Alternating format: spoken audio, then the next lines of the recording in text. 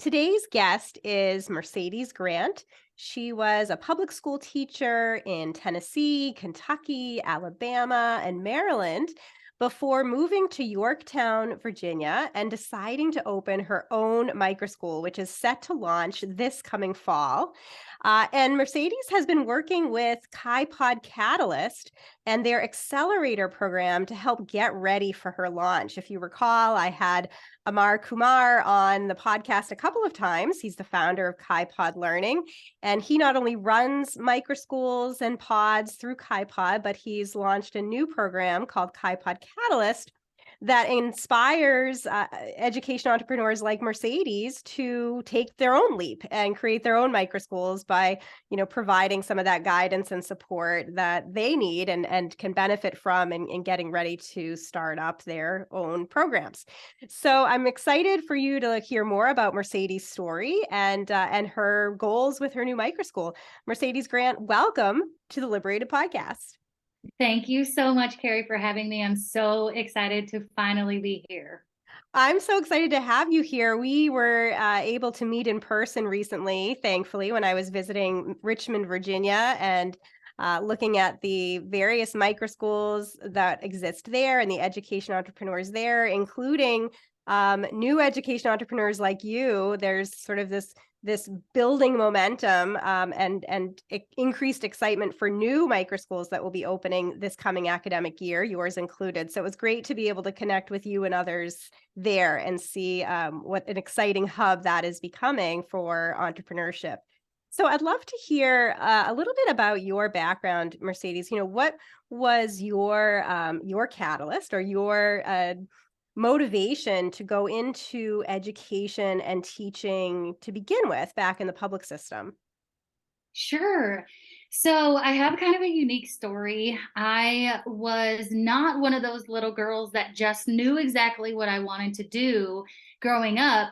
I actually had a lot of trouble within the public school system and within my own home.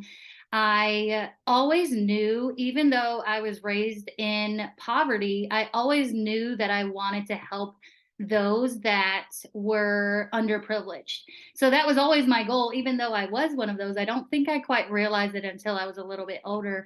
But I was in public school. My mom and dad had 6 children together, and they started off homeschooling until they had too many children, and they put us into a private school for 1 year. And I entered the private school in kindergarten, and then I went to public school from first grade through 11th grade. And we had a very hard time. I was recognized as a gifted student about in second grade, I believe. And but also during second grade, I started having a lot of behavior problems. So some of the things that I was experiencing at home, some abuse and neglect, were being carried over into my school day. So I started getting in a lot of trouble. I started going through suspensions. I was in alternative school. I was finally expelled from school my junior year. I was moving over and over from the time I was in 5th grade to 9th grade. I think I went to 10 different schools. And I went through the foster care system. I went to homeless shelters, just a lot of things going on in my life, to where I started reflecting as an adult, and I started thinking, like, why do I want to work with youth? And I always wanted to work with at-risk youth. And I started doing that when I was a young mom. I became a single parent at 21. And when I was 22, I started working with youth. And the reason that I decided to start working with youth ultimately, especially at risk youth, was because I really wanted for kids to experience love. I never really knew or understood what love was, and I didn't even have an adult throughout those years, probably because I was such a troubled child. I don't think that many teachers wanted me in their classroom. And I thought, wow, if I can go through this system and not have an adult that loves me or cares about me or pays attention to me, what am I going to do when there are children that are going through the system that have none of that either? So my intention was to just give kids love that may not otherwise have love. So it really didn't have anything to do with content or with being in a building. It really was just about the love. Ah, what an incredible story, and an incredible childhood that gave you, like you said, that perspective on what at-risk youth need. And it is that love, that support, that recognition that they may be going through hard times, but that their behaviors don't, shouldn't define them. And so then what happened next, Mercedes? You're 22 at this point. You had a young child working with youth. What happened next for you in terms of Sure. education? Yeah. So my husband decided to join the military. So from the time that I was about 25 years old to the time that I was about 28 or so, I was kind of flowing with the process, and I moved to a different state. I was originally from Florida. We moved out to Tacoma, Washington. So that was huge and new. And then when we got to Kentucky, I applied for this grant program where I was like going in to teach students English. And I had never taught before, and I was like, I don't really know what I'm doing, but I love kids. And so I think that they hired me based on the energy that I brought to the classroom, and they were like, please go in here. So I was in rural Kentucky, and I did that grant program for about 6 months. And then I got hired onto that school system or into that school system. And I worked there as the alternative classroom instructor, which is better known, more commonly known as in school suspension. So I worked with students, mostly troubled students that were repeat offenders that were in my in school suspension classroom a lot, and a lot of them had special needs. And I really just prayed about my program because I couldn't become a certified teacher until I had my master's degree in education. And so I decided during those 2 years that I was working in that classroom that I would get my master's degree and become certified. So that was when you were in Kentucky. Then you moved around to Tennessee, to Alabama, to Maryland. What was that experience like as a public school teacher those following years? Oh, okay. So one of the things that I noticed right away, Carrie, when I was in rural Kentucky, the conversation that I heard in the break room was exactly why I was there. And I thought, wow, in my eyes, I thought, wow, educators are really great people. They're here to help everyone. I'm thinking I'm teaching for love, and they're teaching for love. And I was so blinded. I just had such a different experience growing up in the public school system as a student that had a lot of problems, thinking like, okay, things are changing, I'm going to be this successful person. I get my own classroom. I was so excited. And unfortunately, from the very beginning, the conversations that were being had about the children were really heartbreaking to me, because the conversations were really negative about the children that were facing poverty, or that had special learning disabilities, or that had other circumstances that they had to overcome. So right away I was like, well, maybe I don't fit in here. And so then I went to Tennessee. I lived on the border of Tennessee and Kentucky, so I actually lived in Tennessee, and I started teaching there. And I just noticed that there were so many things that I had never realized before about the system. And I just kept going through the motions about, I just don't feel like I fit in. Like, why are there all these excuses? And why aren't people doing the right thing for children? And when I bring up a solution to the problem, there's always barriers. So I just kind of went with the flow, and I started my doctoral program thinking, okay, the only way that I can make a change and make a difference on a larger scale is if I move into administration. So when I was in Maryland, I went into a leadership position, and I was taken aback. That district, it was right outside of DC, just had me really, really realize that the public education system is not where I fit in. And I think it took all of that and moving to these different states and seeing the problems while they were different from state to state, they were all very solid in the failure of the public education system and how much we are failing our children in so many ways. So, Mercedes, do you think it is a systemic problem, especially for, low income students, students in poverty, the at risk students that you saw? I mean, is it a systemic problem, or do you think it was sort of this culture of dismissiveness towards that population? I mean, it seems like you're saying that there's a couple of things going on. I'd love to hear more about that. Sure. And, I find it very interesting. I find that there are both.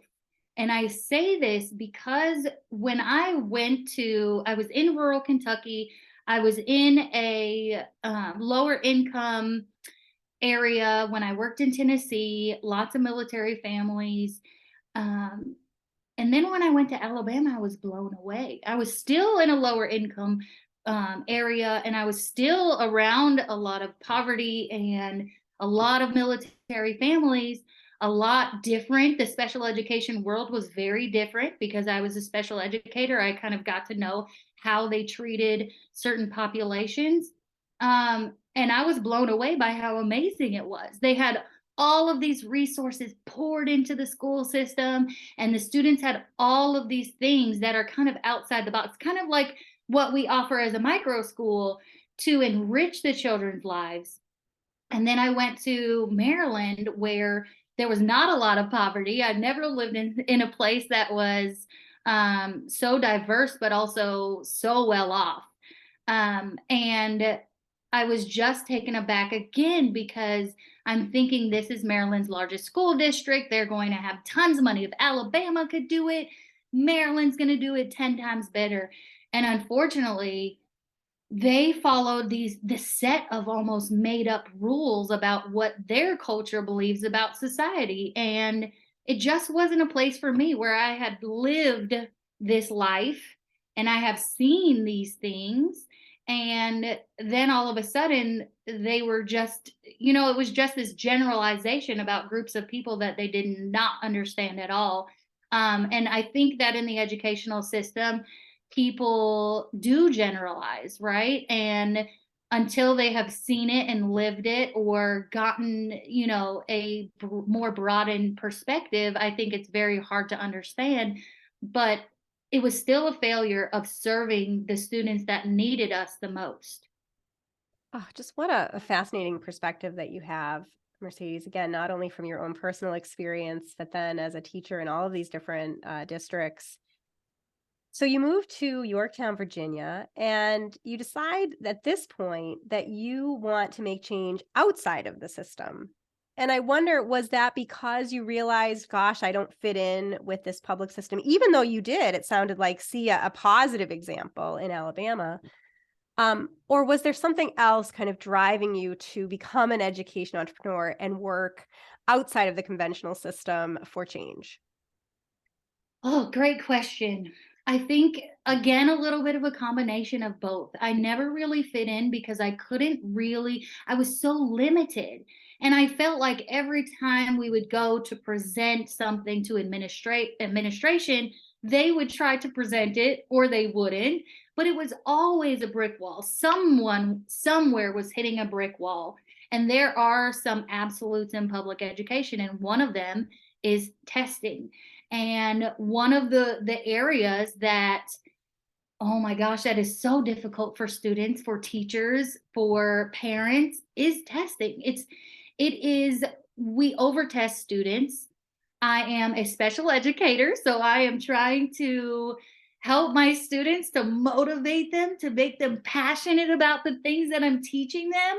And then they get in front of a test and it's like none of that matters. And it's really true that those absolutes that are going to continue to make you to hit a brick wall are really, really hard for someone like me that wants to make a change and that wants to offer really exciting education. And that doesn't, the big thing for me, Carrie, was the curriculum. I went to Maryland and the curriculum was so far out of date and it was so irrelevant to what the children were doing and what they care about. I was just shocked. And it was one of those things where I'm like, wow, I'm a really good educator. Why can I not educate the children in the way that I know is best for them? So I think, all of those things that are combined to just make the system a really hard place to work when you have such passion. I think it's different for someone that goes with the flow and they meet that status quo, but for someone like me, I just feel like let's make a ripple, let's do this. Let's make waves.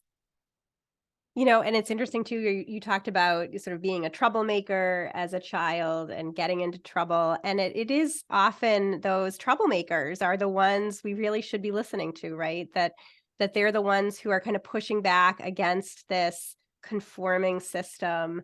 They are, eager to enable their individuality to shine, and yet they're the ones that often get the most controlled, and we impose the most coercive measures on when they're just screaming for freedom. And it's interesting then, of course, that you go on to realize that even working in that system, you're still limited, as you said. You still, you had all of these things that you had to conform to and comply with. And so that ultimately piques your interest in education entrepreneurship. So tell us a little bit about what that journey's been like, especially with your discovery of KaiPod and deciding to enroll in that program. What is that? Absolutely. So I listened to a podcast over a year ago now, and I also found you immediately. I started typing in quit teaching. Where are the teachers going? Because I heard they're quitting. And I'm like, okay, well, I started Googling and I started watching, and are some teachers that go to ed tech, and there are some teachers that become entrepreneurs. And I've always had a side hustle. I've always done something on the side where it's been kind of an entrepreneurial thing. So I had that spirit already. But then I heard podcasts and I was like, oh my gosh. I texted my sister and my best friend and I said, I am quitting public education. And they could not believe it because my heart and my passion is for the kids. But I was like, don't worry, I'm going to do this way out of the box thing. And initially I was so nervous. I thought, well, people are just going to think I'm crazy. The people in Maryland already thought I was crazy because I had a Southern accent. So I was like, well, let's do it. So I've just been working really, really hard. We got orders to move to Virginia this summer. And I was like, all right, I'm going to do it. In 3 weeks, I'm going to open this micro school and it's going to take off. And then reality hit and it was like, just kidding. So this year I've been doing private tutoring and I've been doing some homeschooling book clubs. And it's just been so much fun. And then I was listening to you, probably in December and maybe January, and I heard Amr come on and I'm like, oh my gosh. And I applied to join the KaiPod Catalyst program the very next day, and we went through this onboarding and interview process, and now here we are. I think we're on week 10 already out of the 18 weeks, and it just feels really good. I'm gaining so much confidence. Enrollment opened for Path of Life Learning today. So, yes, so I am already enrolling students and it's just going to be incredible. And I'm excited about it. So that's interesting, Mercedes, because you said, you had plans to open the micro school last fall, and then that sort of fell through. It's hard to launch this. How do you feel that KaiPod and this accelerator program set you up for success in a way that you weren't prepared for before? Absolutely. And I was a little bit nervous about that. I was a little apprehensive, like, okay, I have been doing all of this research for a long time. Like, how are you going to help me get there? And honestly, number one, the camaraderie between the group. We are all so close now. It's really, really nice. I also had no idea about some of the compliance things that we could have run into. This is what Amr told me. He said, Mercedes, I'm going to set you up with things that you may run into down the road and make sure that you don't run into those things because we've already been there. So that was really exciting for me. The compliance piece was a big part of it. They're helping with networking. They're helping us find places for our micro schools. It is just an incredible program. And I'm really, really excited because some of those things that you do not think about, financial models and finances, we have an Excel spreadsheet that we can just punch in the numbers and everything generates for us. Just a lot of little things that people may not consider or expect are already there and guiding us through so that we can better understand. Yeah, and I think it's important to note too that this KaiPod Accelerator program, you obviously connected to KaiPod, but you are opening an independent micro school, not a KaiPod pod, but you'll be able to, have access to ongoing resources and support through KaiPod as a result of that. So when you think about your vision for the fall and now enrollment's open, so it's really real at this point, what are you hoping for come September? Oh my gosh. Well, I am hoping to be able to translate the love, right? That was my ultimate goal at the beginning. It's still my goal, but I'm hoping to be able to do this as a connected unit. One of the things that is missing in public education is the connection with the parents and the families, and I'm hoping that the parents now feel like and know that they're valued and know that their voice matters and that the students are learning and are happy and are joyful.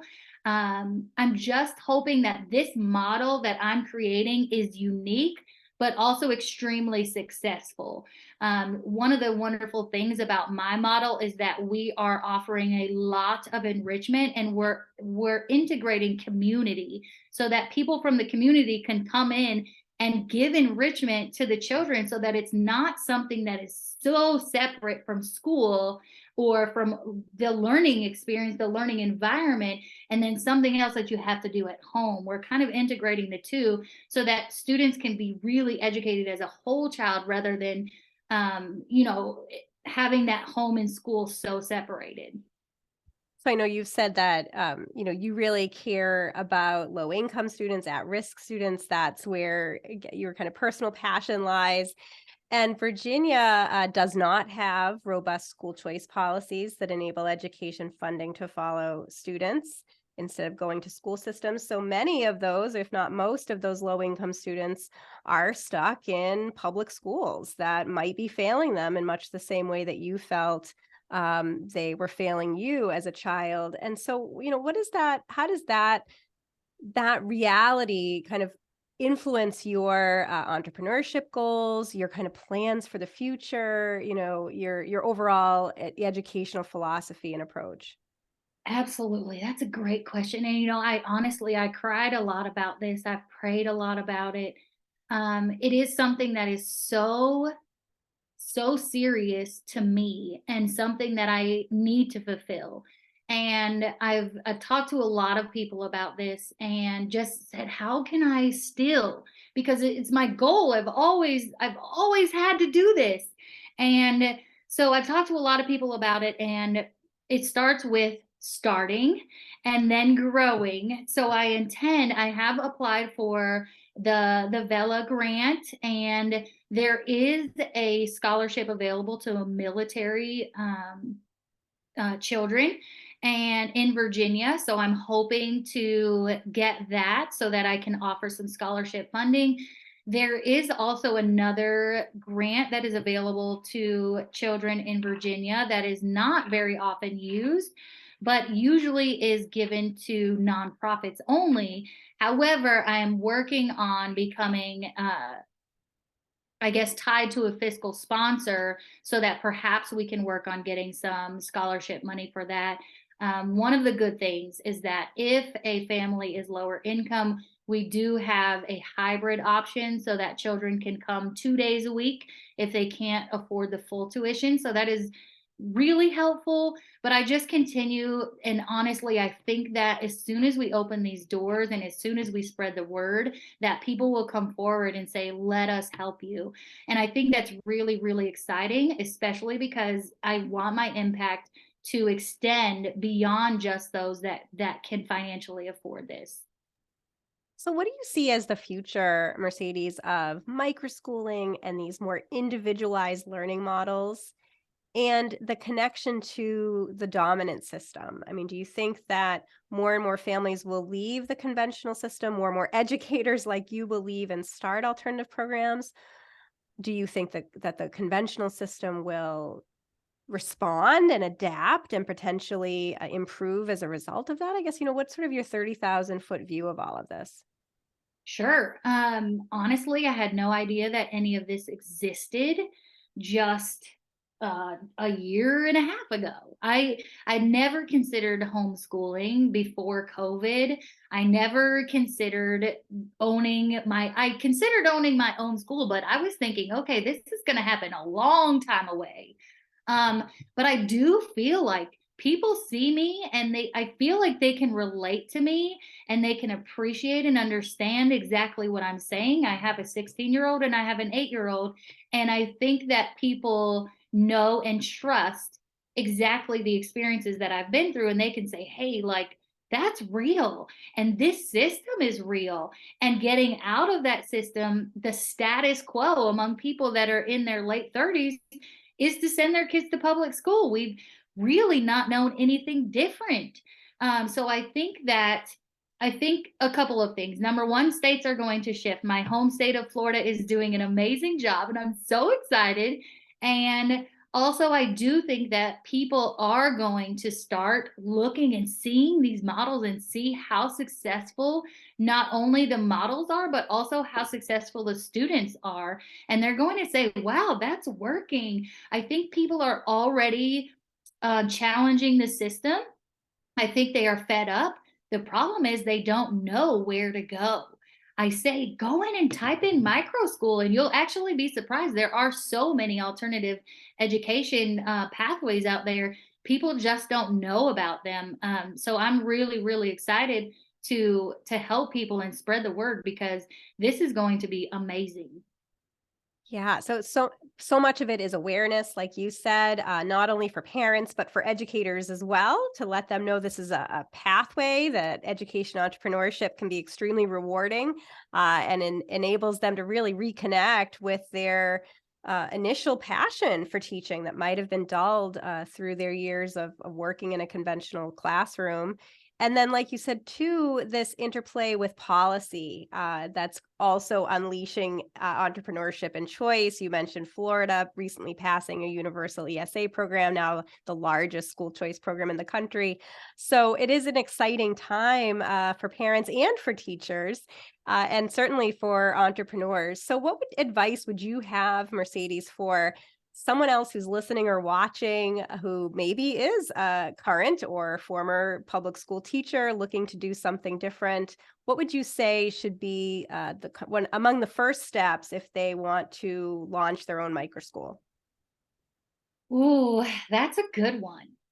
I think a lot of my people that I know personally who are still teaching in the public school system, also homeschool moms, are very hesitant because they don't want to leave the comfort of where they are, whether it is financially or whether it is, I don't know that I can do it like you're doing it, which is okay.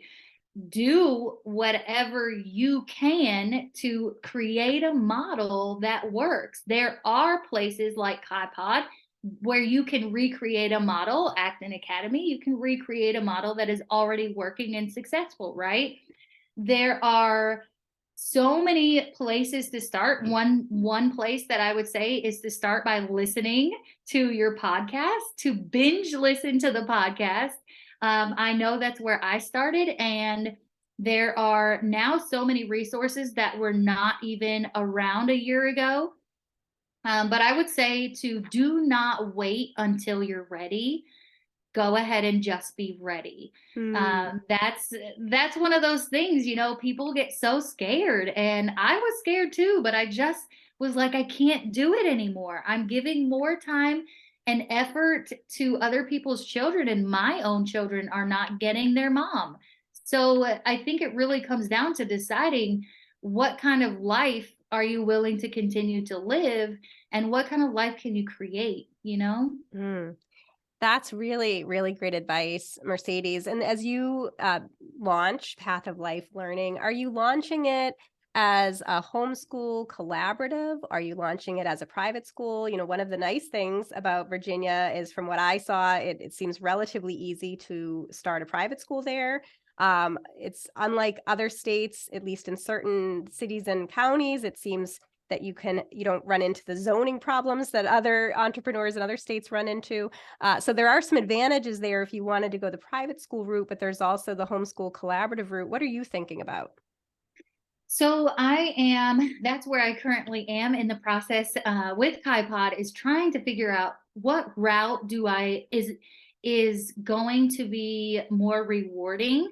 There is the homeschools collaborative, which is kind of the model that I'm setting up now. There is the private school realm that I'm going to explore a little bit more, but you're right. I think setting up a private school here is really, really easy. I think it just matters in terms of who you're serving, and if there are going to be students with special needs and things like that. But I am still in the process of exploring, and I'm really excited that at least something there is an easy out, because I know that so many micro schools have run into so many problems. Yeah, it is a lucky position to be in for you. I think other states it's much more difficult to be an education entrepreneur, at least in terms of whether or not to launch a private school or a homeschool collaborative, and again, finding space. So that's one advantage that you have.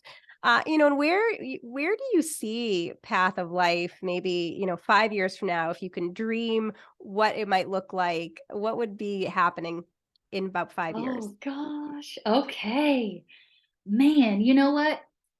I have a 5 year, but I honestly, the reason that it's called Path of Life is because I just truly believe that we are on this path, and that God is guiding us, and that we can find ourselves on a different in a totally different place. 2 years ago I was on this path, and I had no idea I would be here now.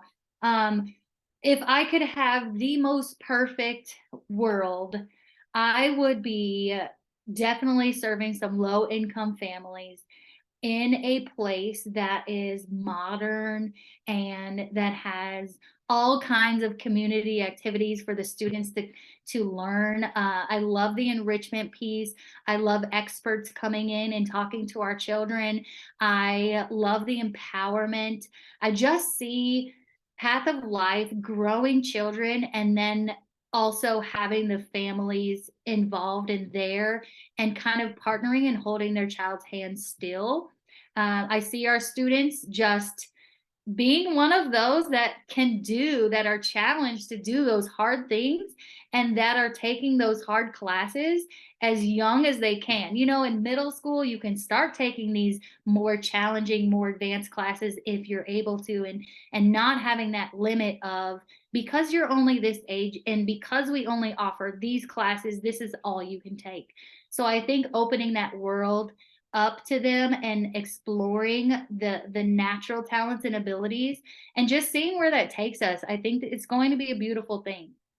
Ah, it sounds like a beautiful thing. I can't wait to see your success over these next 5 years and beyond, and this path that you're taking. Mercedes, how can my listeners and viewers connect with you, find out more about Path of Life Learning, and follow your progress? Yes. Okay. So I'm in all the spaces. I have a website, pathoflifelearning.com. Listeners and followers can also find me Path of Life Learning at gmail.com. If you would like to email me, I am also on Facebook at Path of Life Learning. Mercedes Grant, thank you again for being on the Liberated podcast. Thank you so much for having me, Carrie. I appreciate you.